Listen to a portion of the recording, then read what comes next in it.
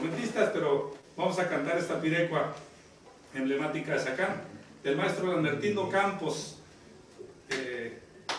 Y yo digo, si el himno de los Purépecha es la Josefinita o la Flor de Canela, también echas el Sacán.